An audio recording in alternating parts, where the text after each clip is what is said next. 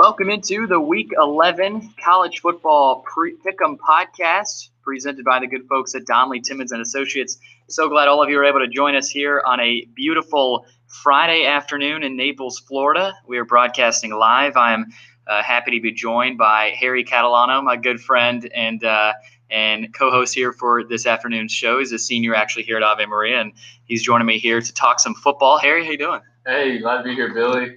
I want to first start, Harry, with a lot of these we're loaded this weekend. We got so many good games. But first, before we start, just introduce yourself, get the listeners acquainted with you, because we're all college football fans here. But let them know where you're from and what you're all about.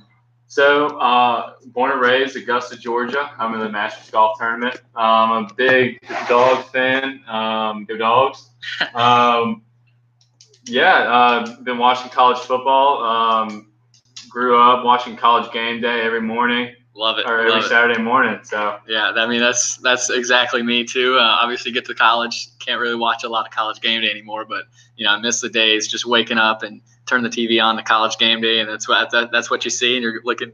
I'm a big Vanderbilt fan. Obviously, you're being a Georgia fan, so we're right in SEC country. I'm from Nashville. You're from obviously Augusta, so we're living right in the middle of SEC country. We're a little bit deeper in SEC country now in Naples, Florida, but I got the Gators in here too, so lots of Gator fans around where we are right now. But we're gonna go and get going, jump right in. Before we start talking about a lot of the games this weekend, let's discuss the latest college football top 4 rankings. Now, we disagree on this, but the official rankings are number 1, Alabama, number 2, Clemson, number 3, Notre Dame, and number 4, Michigan. I agree with that top 4. I think obviously Bama's the best team in the country. Clemson's right behind them, and then Notre Dame and Michigan. I think you could make a case for Georgia at number 4, and I think that's where we come in disagreement. You think your Dogs should be at number 4, right? Yeah, Billy, I honestly do. I believe that after that bye week versus the bye week after LSU, that Jake Fromm's really showing what he's really about, man. He's showing a lot more composure. It has a lot more flow with the football. We got Nada balling out, and we got Riley Ridley. The Dogs are looking very, very comprised. Yeah, the Dogs, they got a lot of offensive weapons. We're not really used to seeing them with all these types of weapons. We're always used to seeing them have good running backs. But, with their tight ends, as you mentioned, their receivers, this offense is as good as it gets, and they're going to keep getting better and better. We know about their defense. So, again, Harry believes Georgia should be at number 4. I'm sticking with Michigan, but we'll see how the season goes. We still got a lot left. So I agree with the top 4 right now. You still have Georgia at 5, right on the outside looking in. And I think the reason the committee picked Michigan over Georgia is because of Georgia's loss over LSU. That's still just sort of hanging over them. And they can get over that loss. Obviously, they get to play Bama in the SEC title game if they win that. They'll be in the playoff if they win that. So lots of opportunities still left for the Georgia Bulldogs. You also have Oklahoma at number 6. So Oklahoma can sneak in as well. So got to keep an eye on a lot of those teams on the outside looking in who could maybe challenge some of those top 4 teams. Yeah, that's a very good point. Yeah, you never know, because a team like Oklahoma could challenge Bama because no one else really has. You look at LSU, that kind of ruins it for Michigan because Michigan's the same style as LSU. So you're going to have to switch it up on offense to beat Bama. I don't know if anybody's going to beat Bama. Right. I don't think anybody will. But, this is what college football is all about, the upsets. And, maybe that we'll see some upsets happen. But let's go and get going on the Week 11 slate. We've got a lot of games to talk about.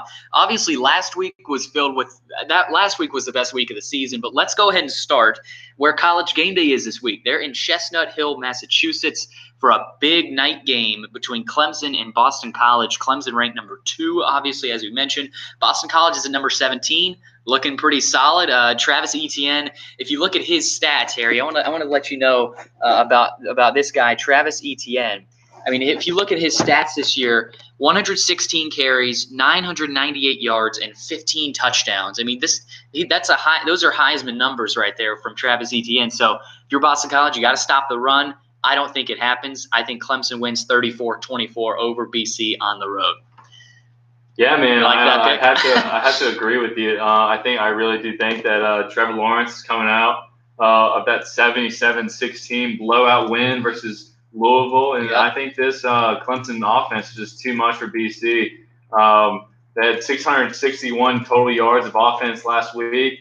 And yeah, the atmosphere in Boston is not going to be. It's not going to be easy. I mean, it's not going to be easy, but I agree. I don't think it's going to be quite enough. Clemson's played in good atmospheres before in the ACC, so again, BC, they got a good team. We're not knocking them, but we're just saying how good Clemson really is. Right. You know, so again, this is a good night game. Should be a fun atmosphere. Clemson's favored by 17.5. So they're big-time favorites. Vegas loves them. I don't think it's going to be that much of a blowout.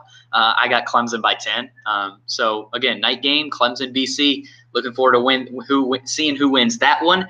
And then let's backtrack a little bit in the day. This is a noon kickoff between Ohio State and Michigan State in East Lansing. Ohio State has 6 straight wins against Michigan State in East Lansing. So the Buckeyes have dominated the Sparty at their home turf. So, again, if Ohio State can win this one, they will obviously continue on to beat Maryland most likely, and that'll set up a huge game against Michigan. I've got Ohio State winning 21-17. I think Urban Meyer is going to find a way to get it done. I like the quarterback, Dwayne Haskins. I think they just have too much talent offensively. The defense obviously has issues.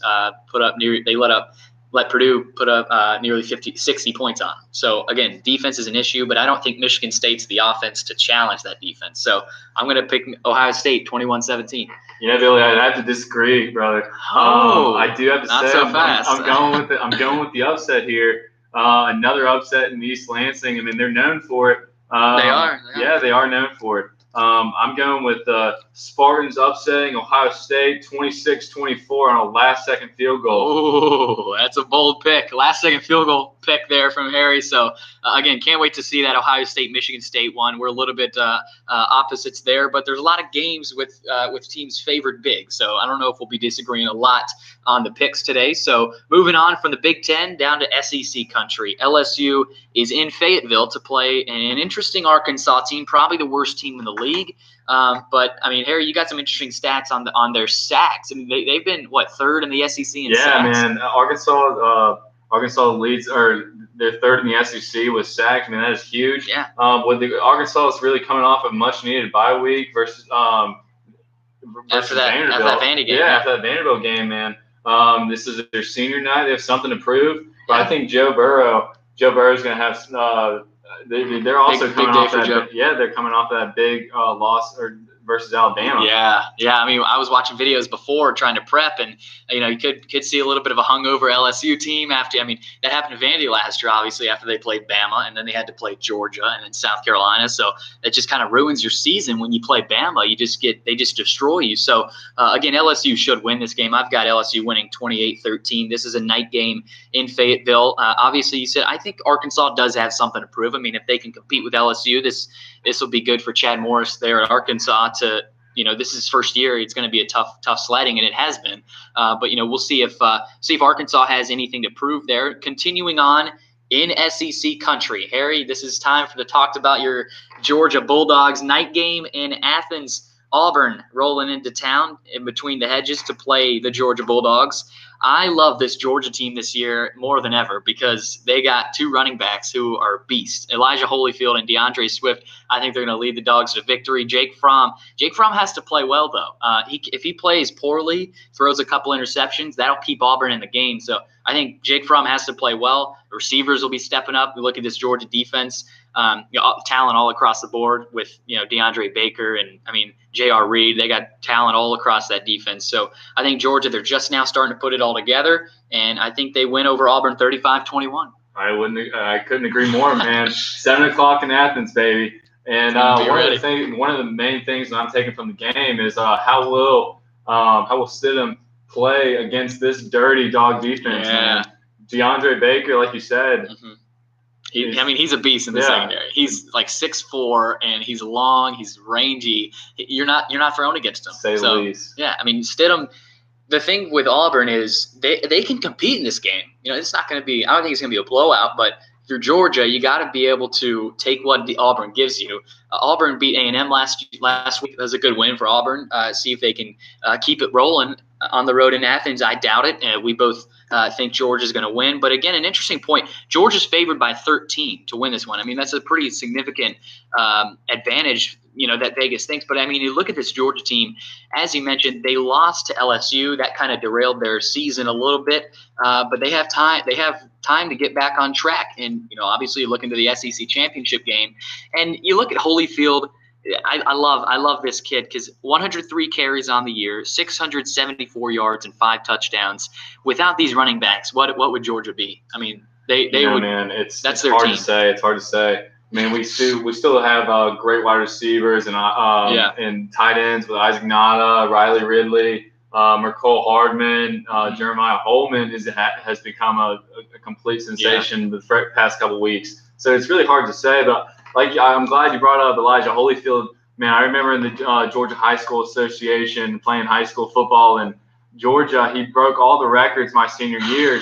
It's unbelievable. He's a beast. I mean, he's insane. Obviously, it runs in the family with Evander Holyfield, his dad. It's been a long time coming, man. Yeah, I know. And he's sort of everyone knew he was going to go to Georgia, and now he's here and he's tearing it up. So, exactly. Obviously, Georgia, ranked number 5 in the country. They're sitting at just outside the college football playoff. If they can beat Auburn, that's sort of the first stepping stone into maybe getting into that playoff. Auburn is looking to maybe pull the upset. So, again, can't wait to watch this one. Georgia and Auburn, 7 o'clock Eastern time kickoff. You can watch it on ESPN in Athens. Rolling along here, let's go over out west, talk a little Pac-12 football. Pac-12 after dark, 10:30 Eastern time kick in L.A., California Golden Bears are at the USC Trojans.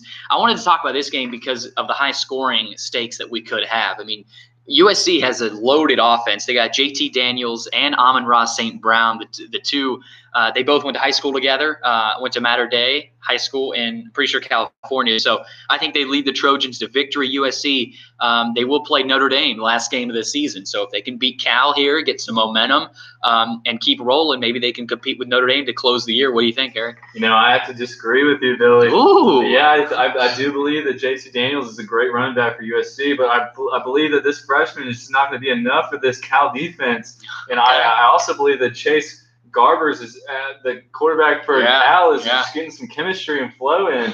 And I think they're going to lead Cal for the upset over USC at 38-24 Cal. All right. I like the pick. Let's see how that one goes. But, again, Cal and USC, I always like to feature a little Pac-12 After Dark here on the College Football Pick'em Podcast here for Week 11.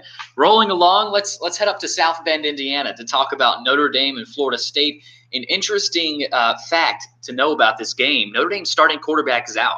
Ian Book is out for this game with an upper body injury. So Brandon Wimbush steps in, and he's going to have to play. He's going to have to play well for Notre Dame to win this game. I think Notre Dame will win. I think Wimbush does just enough with his legs to win. I got Notre Dame winning 28-17. This game is a night game, 7:30 kick in South Bend. Florida State, I think coming into this year, we thought they were going to be a lot better. They've struggled a lot this year. First season for Willie Taggart there in Tallahassee. So, again, I got Notre Dame winning. What about you, Harry? Yeah, man, I couldn't agree more. Yeah. This possibility of snow, I feel like that's a huge disadvantage for Florida State. It's Notre Dame's senior day in South Bend. And, although Notre Dame showed that they could be beatable last week versus Northwestern, I think that James Francois is going to be – they're not going to be enough. Yeah, DeAndre Francois, he's played decent, but he hasn't played well enough to beat the good teams on their schedule. So we'll see what Florida State has for Notre Dame. I think obviously Notre Dame's wearing their green jerseys. They're bringing them out. They had a really cool video on their Twitter of all the players walking into Coach Kelly's office. You've seen Rudy, right? Yeah, man. Everybody's seen Rudy. Yeah. Even the scene where everybody brings their jersey and they drop it on the desk. On it wasn't Coach Kelly, obviously. It was Coach Kelly now.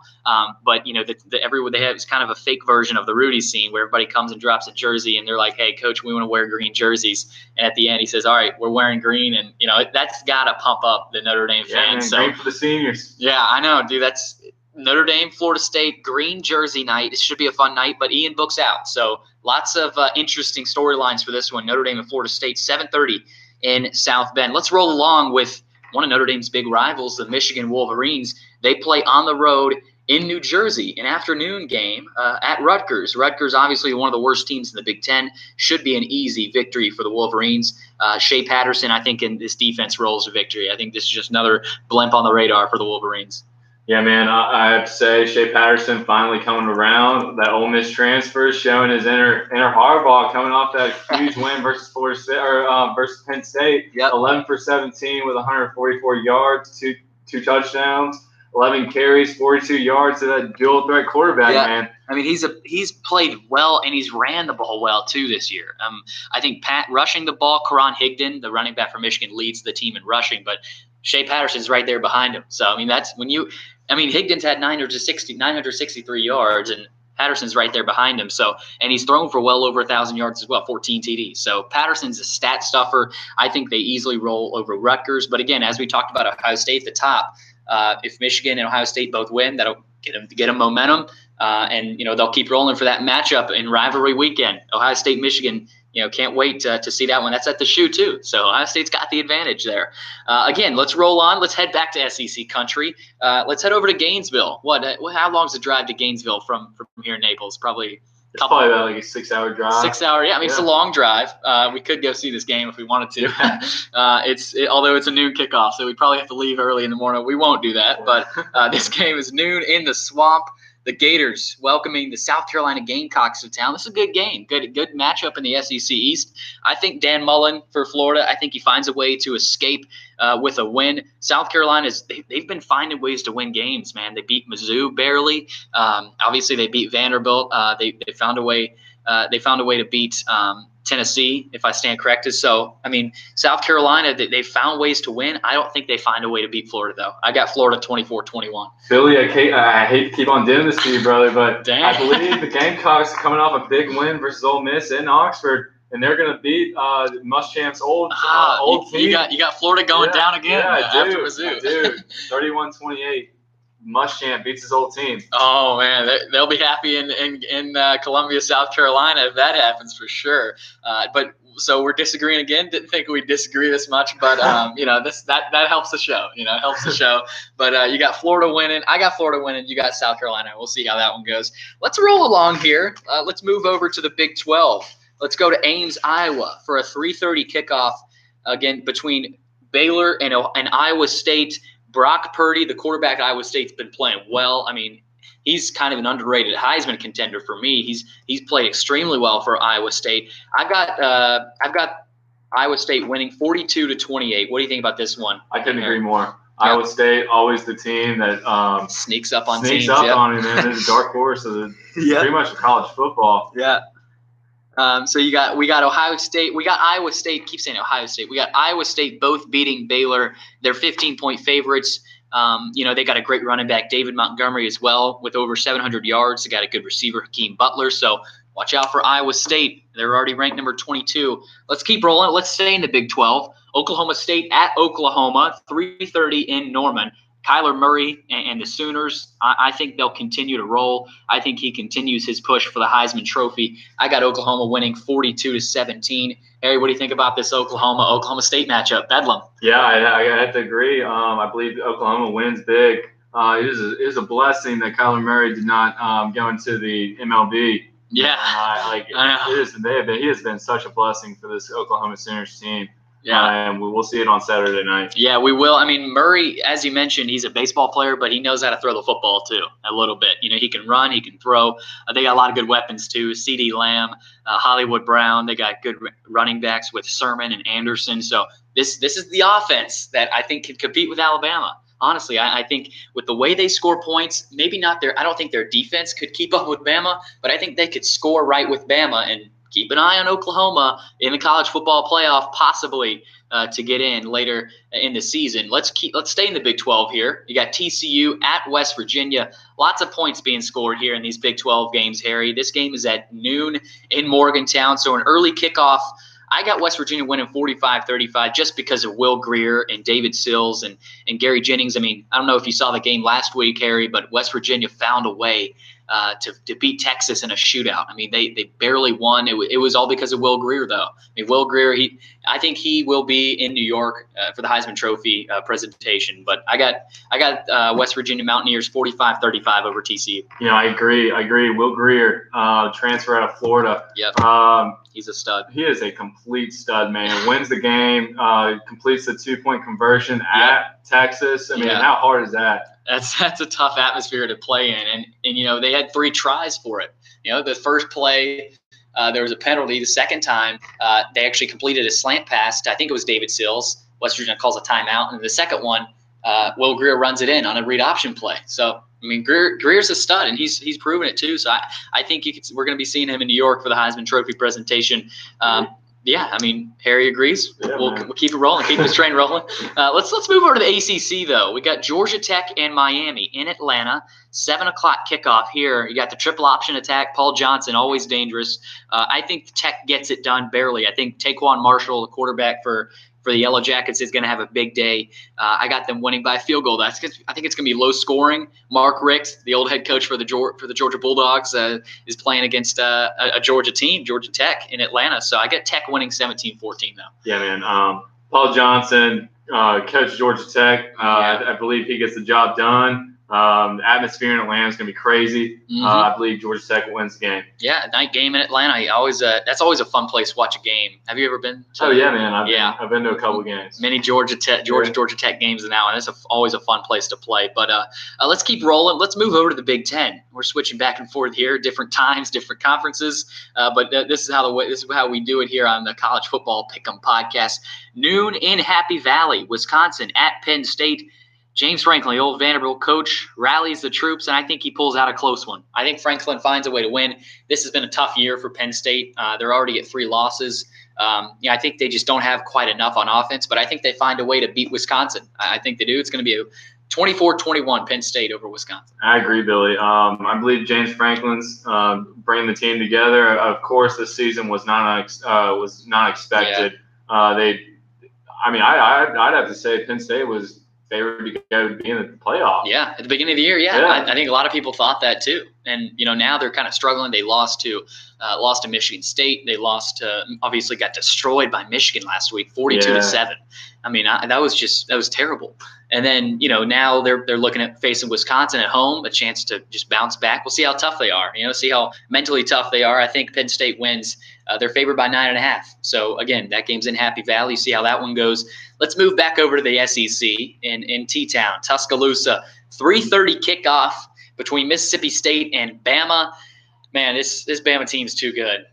Tua Tagovailoa is insane. I think he's going to keep it rolling. I think much depth. It's insane. I think they beat Mississippi State 38-10. Watching this team, I don't think I've ever seen a better overall team. They always have a good defense. They never have a low-tier defense. They're always up there at the top. And now they have their quarterback, Tua Tagovailoa, and those receivers and the running backs. It's almost a perfect team. Is there anything close to this team? I think it's Bama and everybody else. Yeah, man. I think it is. Yeah, Nick Saban, the king. He is the king. He's the king of college football. I'm going to pick Bama to win big. I got Bama 38-10. What about you? Got a score prediction here? Yeah, man. I have 38-3 Alabama over Mississippi State. Bama over State. Let's see if State can compete. It'll be interesting. LSU got shut out at home in Death Valley last week, so Bama coming off a big win. Maybe Bama could be a little bit lopsided. Whenever Bama and LSU go at it, there are going to be some injuries. There are going to be some bad blood, obviously. So we'll see how Bama responds. We talked about LSU, how they might respond. We'll see how Bama responds as Mississippi State rolls into T-Town. And now we got 2 more SEC games to talk about. Kentucky at Tennessee in Knoxville, 3:30 kick at Neyland Stadium. Kentucky's only favored by 5. So this used to be called the Battle of the Battle of the Beer Barrel. I think this is what they used to call this one. But I know. But now you got Benny Snell and Kentucky rolling into Knoxville to try to beat the Tennessee Vols. I think Kentucky wins 31-17. What do you think about this matchup between a couple SEC East teams, Eric? No, I have to agree. Coming off that loss versus Georgia, Kentucky looks like a great football team. Yeah. They just had it all together. Exactly, man. Yeah. But when you look at this Tennessee team, they're a tough team. They're not going to go down without a fight. So I wouldn't be surprised if Tennessee keeps it close, but I don't think they win. I think Kentucky wins 31-17. I'm guessing you got Kentucky too. I do have Kentucky. All right, so we both got Kentucky there over Tennessee. Let's go over to Columbia, Missouri. Harry, I don't know if you know this or not, but it's supposed to be 29 degrees at kickoff in Columbia, Missouri. Yeah, it's supposed to be flurries there. So maybe that helps Vanderbilt and maybe upsetting the Tigers. Hey, what do you think? I think the Commodores pull off the upset. Let's go. Yeah, man. I like it. I like this guy. Honestly, I think Vanderbilt can. I don't think they will. I want to say they will, but I think Mizzou's too much. I think they're favored by 16. I think that's a little too much. I think they win. I think it's going to be a high-scoring game. You got Kyle Shermer for Vandy's a pretty good arm at quarterback, but I think Mizzou wins 38-35. I think Drew Lock just edges Kyle Shermer and gets the job done. But you like the Commodores, huh? Yeah, man. I love that pick, and I hope it happens. But we'll watch that game tomorrow at noon. One more game to talk about, sending it up to the Big 12, 7:30 kick in Lubbock, Texas. This is a really interesting line. Texas is favored by 1.5 in Lubbock at the Texas Tech Red Raiders. Cliff Kingsbury versus Tom Herman here. I think the Longhorns bounce back after a tough loss to West Virginia last week. I think they bounce back with a gritty road win to beat Texas Tech. What do you think about that? Do you think the Longhorns win? Yeah, I honestly do. I mean, that was a heartbreaking loss versus West Virginia, of course. It was at home. Texas was supposed to be a great team this year, and they are a great team. So I believe they bounce back and beat Texas Tech at Texas Tech. All right, so we both have Texas beating Texas Tech there in the Big 12. So those are all the games we're talking about. We have so many good games this week. We got Clemson at Boston College. Game day is there in Chestnut Hill. Ohio State at Michigan State. Auburn at Georgia. Florida State in South Bend to play Notre Dame, South Carolina and Florida, Mississippi State, Bama, Mizzou, Vandy. We got so many good games to talk about. But to close out the podcast, Harry, I want to ask you a question. We'll both enter our thoughts for this question. The question is, what are you most looking forward to seeing this weekend in college football? I'll start. I think really is something interesting to look at this weekend is how Clemson handles their last tough road test against a scrappy Boston College team. Because Boston College, you look at this team, they're tough. They're not very athletic. They're not very, they're not sexy. They're not a very fun team to watch, but they're blue collar. They get the job done. And I think it's going to be really interesting to see how Clemson, with a freshman quarterback, tough atmosphere, it's going to be loud there. It's going to be cold. It's not going to be easy to probably not going to be easy to throw the ball. It's obviously easier to throw the ball in 70-degree weather down there probably in South Carolina. So, again, interesting atmosphere. Let's see how Clemson handles that one. What are you most looking forward to watching this weekend? Billy, I have two things I'm looking forward to this weekend. The first thing, how will Brandon Wimbush, can he lead the Fighting Irish to victory this weekend at South Bend? Beat up. Coming back from a backup quarterback position. Yeah. Can he lead his team to a victory? Mm-hmm. And the second thing is how well Arkansas will pressure the football versus LSU. Yeah. I mean, like I said, the third-ranked team in total sacks. Yep. Total sacks in the SEC. So will that defense prevail against LSU? Yeah, we got a lot of things to look forward to. Arkansas against LSU. Can they pull off the upset there after probably a hangover against Bama?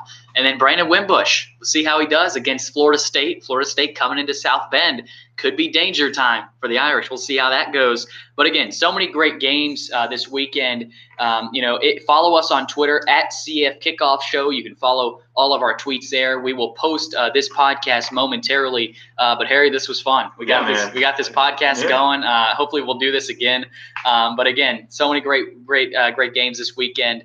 For Harry Catalano, I'm Billy Derrick, and you've been listening to the College Football Pick'em Podcast, presented by Donnelly, Timmons & Associates. All right, we're done. Dude, that was sick. You liked it? That was awesome. You did awesome, dude. Yeah, you did sick. The notes helped, I think. Yeah. As long as you have something to look at, it helps so much. Dude, I love doing this. Dude, if you want to keep doing this more, yeah. This will be awesome. Because the more we get,